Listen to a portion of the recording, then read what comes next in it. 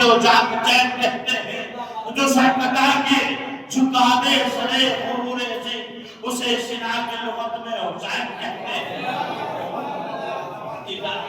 امام حسین نے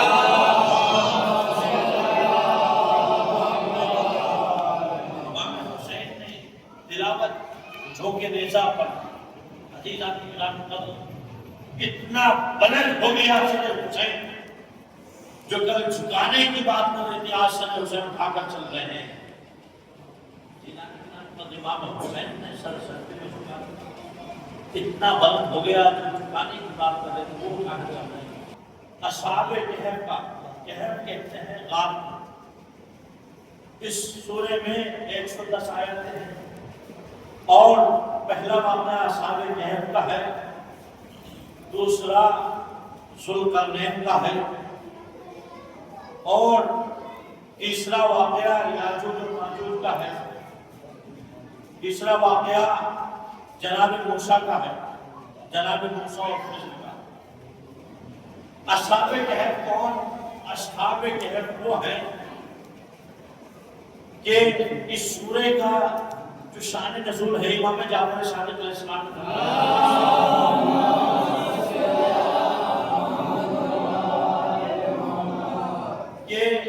کفار قریش نے 3 لوگوں کو نصارائے نجران کے پاس بھیجا ان میں تینوں لوگوں میں عقبہ ابن معین بھی تھے عائش بن وائل بھی تھے اور نضر بن حارث ابن کلدہ یہ تینوں لوگ پہنچے کفار قریش نے نصارائے نجران کے پاس بھیجا کہ تم ان سے سوال پوچھ کر آؤ وہی سوال رسول سے پوچھنے ہیں اب مفسرین کہتے ہیں جیسے یہ پہنچے انہوں نے کہا کہ ہمیں 3 سوال آپ سے معلوم کرنے ہیں جو ہم رسول سے جا کر پوچھیں کہ تمہیں یہ پوچھنا ہے وہ کون لوگ ہیں کہ جو غار میں چھپ گئے تھے ان کی تعداد کیا ہے اور چھپنے کی وجہ کیا ہے اور تمہیں جو دوسرا پوچھنا ہے وہ یہ پوچھنا ہے وہ معلم کون ہے جس نے موسیٰ کو پڑھایا اور تیسرا جو سوال تمہیں پوچھنا ہے وہ یہ پوچھنا ہے کہ وہ کون شخص ہے جس نے دیوار کو تیار کیا تھا اب اگر وہ شخص جو نبوت کا دعویٰ کر رہا ہے اگر ان تینوں کے جواب دے دے تو سوچ لو سمجھ لو کہ وہ سچا نبی ہے اور چوتھا سوال جو کرنا ہے وہ کرنا ہے کہ قیامت کب آئے اگر وہ چوتھے سوال کے جواب میں ہاں میں دے دے کہ مجھے علم ہے تو سوچ لو وہ جھوٹا ہے کہو کیسے کہ اس لیے کہ قیامت کا علم صرف اللہ کے پاس ہے قیامت کب آئے گی وہ نہ معصوم جانتا ہے نہ رسول جانتا ہے وہ صرف اللہ جانتا ہے اب آج جانے کے پر یہ تینوں شخص رسول کے پاس پہنچے کہ یا رسول اللہ ہمارے 3 سوال ہیں کہ سوال کیا ہے کہ سوال یہ ہے کہ وہ لوگ کون ہیں جو غار میں چھپے تھے اور وہ معلم کون ہے جس نے موسیٰ کو پڑھایا اور وہ شخص کون ہے جس نے دیوار کو تیار کیا جس سے یاجوج اور ماجوج چھپے ہیں اور وہ دنیا میں نہیں آ سکتے انسانوں کو نقصان نہیں پہنچا سکتے رسول اسلام نے کہا کہ میں اس کا جواب کر دوں گا مفسرین نے بیان کیا کہ رسول نے یہ کہہ دیا کہ میں اس کا جواب کر دوں گا لیکن انشاءاللہ نہیں کہا مفسرین بیان کرتے ہیں کہ 40 دن ہو گئے وحی نازل نہیں ہوتی اب لوگ شک کرنے لگے کہ آیا رسول ہے بھی نہیں بھئی عزیزان گرامی کر نبوت پر شک کرنا کفار کا شعار ہے اب جو بھی نبی پر یا دماغ نبی پر شک کرے وہ کام عزیزان گرامی کر رسول نے کہہ دیا اس کا جواب پر 40 بڑھوار کرنا دیا اب رسول نے بیان کیا کہ وہ اصحاب کہف ہیں وہ انہیں راستے میں ایک چرواہا تھا چرواہے کے ساتھ نہیں تھا لیکن چرواہے کا حصہ ان کے ساتھ جو ان لوگوں کے ساتھ غار میں جا کر چھپ گیا۔ اب روایت بتاتی ہے کہ یہ لوگ چھپے ہیں، ان کی مدت کا علم نہیں ہے، لیکن قرآن نے نقل کیا ہے، قرآن نے کہا کہ تقریباً 309 سال تک یہ لوگ سوتے رہے۔ جب اٹھے تو شام کا وقت تھا، انہوں نے کہا کہ ہم صبح سوئے ہوں گے، اب شام کا وقت جاگے۔ انہوں نے ایک درہم دیا، اس زمانے میں جو سکہ چلتا تھا کہ جاؤ کھانا لے کر آؤ۔ اب یہ شخص گیا، جیسے ہی جا کر دیکھا کہ لینگویج چینج ہو گئی ہے، تہذیب و تمدن بدل گیا ہے، بادشاہ بھی بدل گیا ہے، لوگ بھی بدل گئے ہیں، 100 سال پرانی بات تھی۔ اب جیسے ہی یہ گیا، لوگوں نے کہا کہ تم کون ہو؟ کہا کہ ہم فلاں فلاں شخص ہیں اور ہم فلاں بادشاہ کے زمانے میں غار میں جا کر چھپ گئے تھے۔ اب بادشاہ کے پیچھے پیچھے یہ غار میں جا کر چھپ گئے۔ جیسے ہی بادشاہ وقت ان کے پاس پہنچا تو وہ داخل ہونا ہی چاہتا تھا، غار کا راستہ بند ہو گیا۔ اب ان کی تعداد کتنے ہیں؟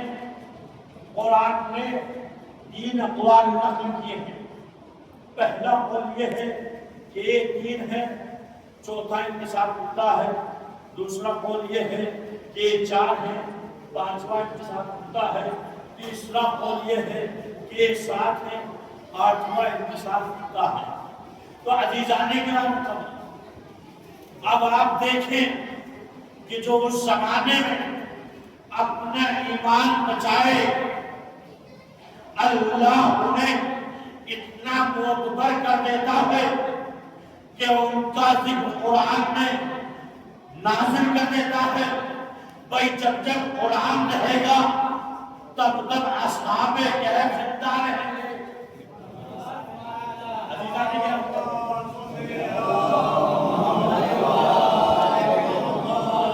یہ 309 سال تک وہاں رہے۔ دوسرا واقعہ جو سورہ کہف میں ہے وہ جناب ذوالقرنین کا ہے۔ وہ دیوار کو چاٹتے رہتے، شام تک چاٹتے رہتے ہیں، لیکن مکمل نہیں ہوگی۔ وہ کہتے ہیں کل اس کو پورا کریں گے، لیکن وہ بھی انشاءاللہ نہیں ہے۔ تو جیسے دیوار صبح میں ہوتی ہے ایسے ہی دیوار کو اگلے روز ملتی ہے۔ تو عزیزان کرام، ہمیں یہ سبق لینا چاہیے کہ جب انسان کوئی ارادہ کرے تو انشاءاللہ ضرور کرے۔ اب جو سورہ کہف میں تیسرا واقعہ ہے وہ جناب خضر اور موسیٰ کا ہے۔ موسیٰ کو جب توریت دی گئی تو موسیٰ کے ذہن میں گمان آیا کہ ہو سکتا ہے میں زیادہ پڑھا لکھا ہوں، اس لیے اللہ نے توریت مجھے دی تھی۔ میں ذات کی رحمت پر اگر کبر تکبر ہلکا سا بھی انسان کے اندر آ جائے تو دنیا میں بھی ذلیل ہو جاتا ہے، آخرت میں بھی رسوا ہو جاتا ہے۔ یہ وہی موسیٰ ہیں کہ جنہوں نے مخلوق خدا ایک کتا جب دیکھا تو اس سے رخ موڑ لیا۔ پروردگار نے کہا موسیٰ جاؤ، اگر اس سے بہتر مل جائے تو لے کر آؤ۔ اب یہ صبح شام تک چلتے رہے۔ جب ان کے ذہن میں آیا کہ کسی کو لے کر جاؤں، لیکن ان کے ذہن میں ہو سکتا ہے یہ بھی مجھ سے افضل ہو، برتر ہو۔ عزیزان کرام، پروردگار کے پاس جب یہ حاضر ہوئے، انہوں نے کہا پانے والے میں ہی سب سے کمتر ہوں۔ اس وقت وحی نازل ہوئی، موسیٰ اگر تم جانور کو لے آتے تو تمہارا نام صحیفہ نبوت سے کٹ جاتا۔ انسان کو یہ سوچنا نہیں چاہیے کہ ہم اس سے برتر ہیں، ہم اس سے افضل ہیں، ہو سکتا ہے وہ عمل بھی اس سے افضل ہو۔ موسیٰ کو جب توریت عطا کی گئی تو اللہ نے کہا کہ خضر کے پاس آؤ تعلیم حاصل کرنے کے لیے۔ اب خضر کے پاس آئے، جناب خضر سے انہوں نے کہا کہ مجھے علم سیکھنا ہے، تعلیم سیکھنی ہے، تو میرے ساتھ ہو، لیکن جو میں کام کروں اس کے بارے میں سوال نہ کرنا۔ اب یہ گئے اور کشتی میں جا کر سوار ہو گئے۔ یہاں سے میں آپ کو جناب زینب تک لے کر آؤں گا، اس لیے کہ ذاکر احمد نے جناب زینب کا ذکر کیا۔ اب جناب خضر نے اس کشتی میں سوراخ کر دیا۔ کشتی میں جیسے سوراخ کیا تو جناب موسیٰ نے کہا کہ تم نے کیا کر دیا؟ کہ کہ کشتی میں سوراخ کر دے سب ڈوب جائے گی سب غرق ہو جائے گی کا صبر کرو. اب پھر گئے. اب جا کر دوسری جگہ پر جناب خضر نے اس دیوار کی مرمت کر دی جو گرنے والی تھی. یہاں پر بھی موسیٰ نے اعتراض کر دیا. اب جناب خضر نے کہا کہ دیکھو آخری وعدہ ہے, اس کے بعد تمہارے راستے الگ ہیں میرے راستے الگ ہیں. اب یہ پہنچے, جناب خضر نے بچے کو قتل کر دیا. اب جب بچے کو قتل کر دیا موسیٰ سے کہا نہ گیا بھیا تم نے کیا کر دیا, ایک چھوٹے سے بچے کو قتل کر دیا. کہا دیکھو تمہارے راستے الگ ہیں میرے راستے الگ ہیں, لیکن جو میں نے 3 کام کیے ہیں سبا پر میرا محمد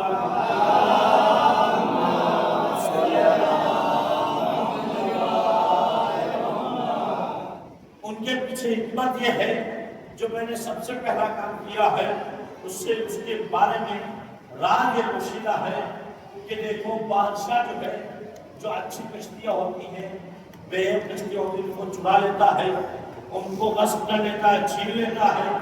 لہٰذا میں نے اس کشتی کو ایک گاہ بنا دیا ہے.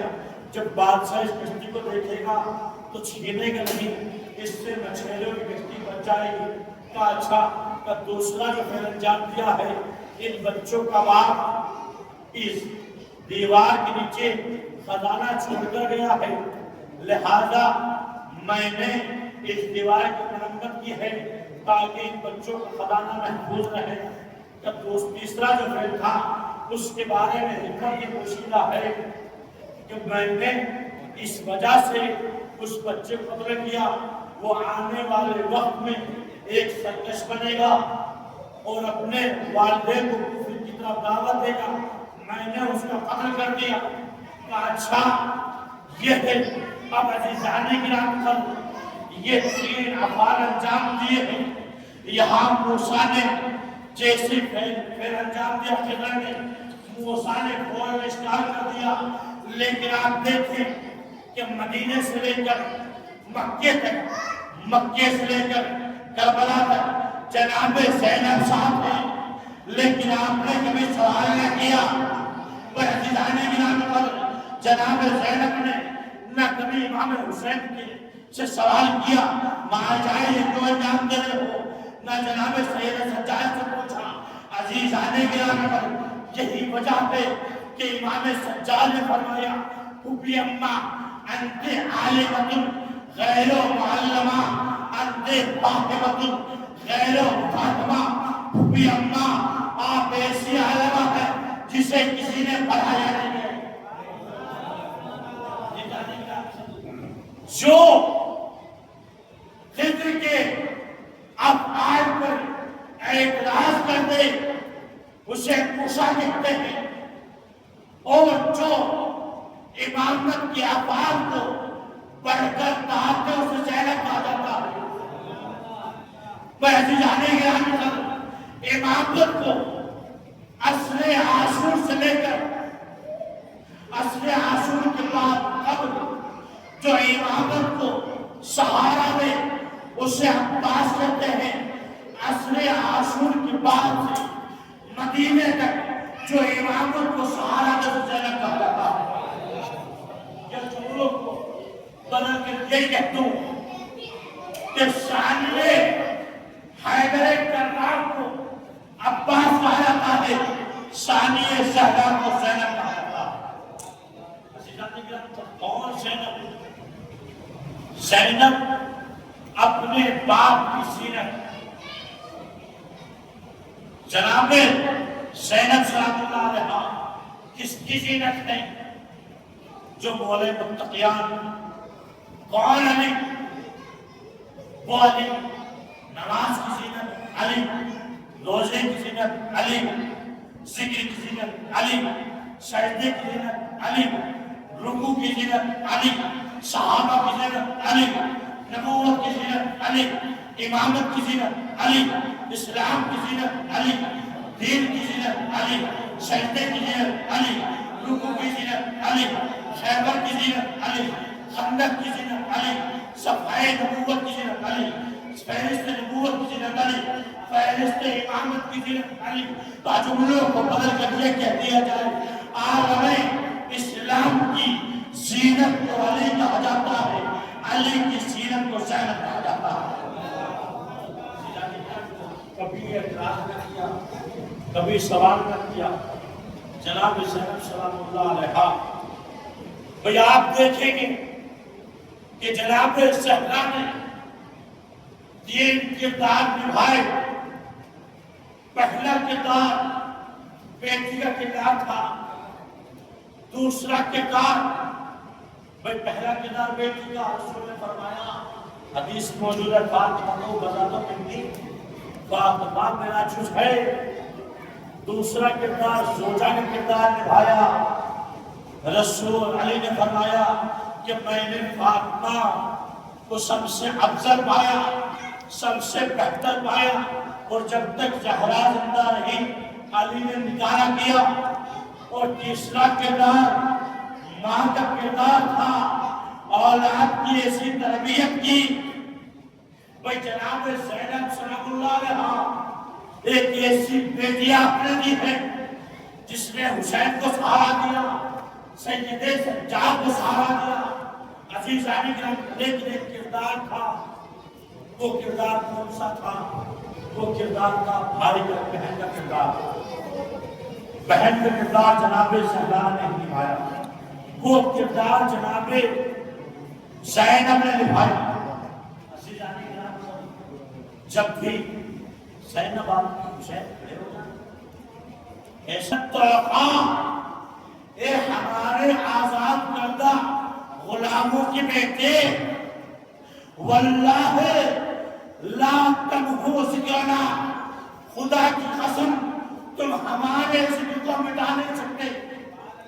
عزیز امی جناب زینب نے، اور جس وقت کوفے میں جناب زینب نے خطبہ دیا، لوگ آپ کے حوالے کر رہا ہوں، تاریخ میں تو ہی ایسی ذات بنی ہے جس زبان نے علی کے لہجے میں گفتگو کی، یا تو شب معراج کے پردے میں اللہ نے علی کے لہجے میں گفتگو کی، یا کوفے میں جناب زینب نے علی کے لہجے میں گفتگو کی۔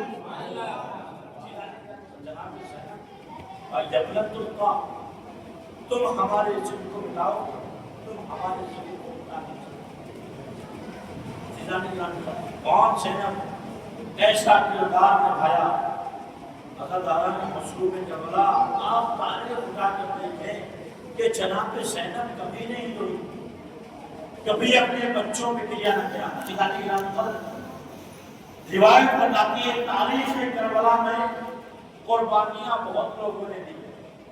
اللہ آپ کی اولاد کو سلامت رکھے، آپ بھی اپنے بھائیوں پر جان قربان کرتے ہیں، مال قربان کرتے ہیں، لیکن جب آپ کو اولاد کی باری آتی ہے تو بھائیوں سے انسان فاصلہ کر لیتا ہے کہ یہ میری اولاد ہے۔ ہاں عزاداران مظلوم کربلا، آپ دیکھیں کہ واقعی کربلا کے بعد دو شخصیتیں ایسی ہیں جنہوں نے قربانی دی ہے۔ پہلی شخصیت جناب مسلم کی ہے۔ عزاداروں واقعی کربلا کے بعد جناب مسلم اور جناب زینب کی نسل منقطع ہو گئی، اپنی اولاد کو حسین پر وار دیا۔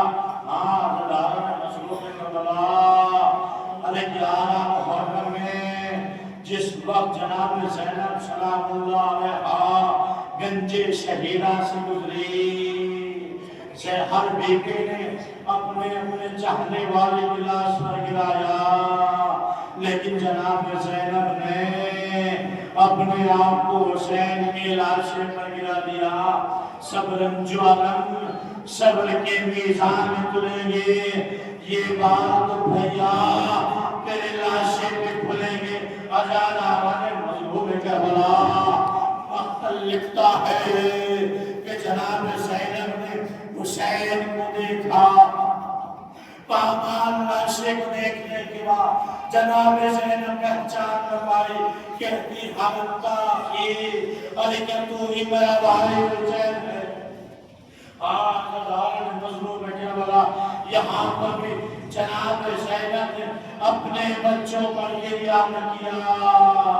عزادارو، ارے وہی زینب ہے جو کوفے میں شہزادی بن کر آئی تھی، آج اب کوفے میں جا رہی ہے، سر ننگے ہیں، بازوؤں میں نصربندی ہے۔ عزادارو، ارے بچیاں اپنے بابا سے بہت محبت کرتی ہیں، اپنے بابا کی بہت لاڈلی ہوتی۔ سن 40 ہجری میں جب علی کا آخری وقت آیا تو علی نے جناب زینب کو بلایا، عزادارو پرسا دیجیے گا، زہرا آئی ہے پرسا دینے کے لیے۔ عزادار میں مظلوم کربلا 40 ہجری میں جب 20 رمضان میں جناب مولا منتقیان میں جناب زینب کو بلایا تو آپ کے بازوں پر بوسہ دینے لگے۔ مولا روتے جاتے ہیں، بوسہ دیتے جاتے ہیں، کیا معلوم تھا ارے جن بازوں کو علی ہاتھ چوم رہے ہیں اور بازوں میں نسل ہوگی۔ مظلوم کربلا جناب زینب سلام اللہ علیہ کوفہ میں پہنچی، سر ننگے ہیں۔ عزادارو، ارے جب جناب زینب شام کے زندان میں تھی، جب لٹا ہوا سامان آنے لگا، ارے ہر شہید کا لاش آیا، ہر شہید کا سر آیا، ہر بیوی نے آگے بڑھ کر لے لیا، ارے جیسے مولا محمد کے سر آئے، بیوی نے آگے بڑھ کر نہ لیا۔ ارے کسی خاتون نے پوچھا کہ ان کی ماں دنیا سے گزر گئی ہے، سید سجاد کے تھے بھائی، ارے سادہ کے تھے، ان کی ماں میری پھوپھی زینب ہے۔ عزادارو کبھی انہوں نے محمد نے گریہ نہ کیا۔ عزادارو نے مظلوم کربلا جب یہ قافلہ مدینے پہنچا اور زینب اپنے گھر پہنچی، عبداللہ نے پہچان پائے۔ جناب زینب نے پوچھا، اے عبداللہ کیا تم نے بھی نہیں پہچانا؟ عزادارو سے آخری جملے آپ کی رحمت تمام ہے۔ ارے جو بیوی کبھی گریہ نہیں کرتی تھی اور محمد شہید ہوئے کبھی گریہ نہ کیا، گنجے شہید آسد کبھی گریہ نہ کیا، اور محمد کے سرائے گریہ نہ کیا۔ ارے جب حسین خانہ بیٹھی تھی، ننھے ننھے مسلموں کو دیکھا، اے میرے شہزادو مجھے معاف کر دینا، میں نے تم پر آخری گریہ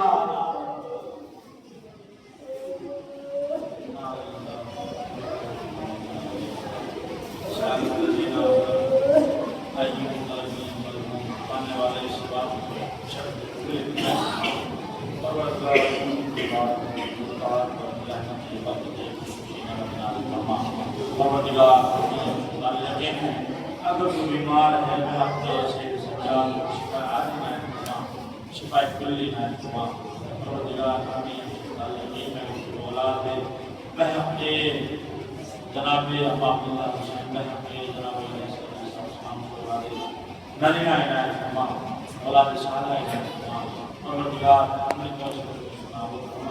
پروردگار شیعان امیر محمد جان نامی ان کی جان ماں رضی اللہ علیہ فرما، بچے میں اسلام کو سکرندی نائت فرما، بچے میں پاک سنو فرما، پروردگار جنہوں نے آخر کی فرما، اور ہمیں آپ کرواروں ساتھ اسلام فرما، اپنا کرمنا نفس دعا باقی ہم شاید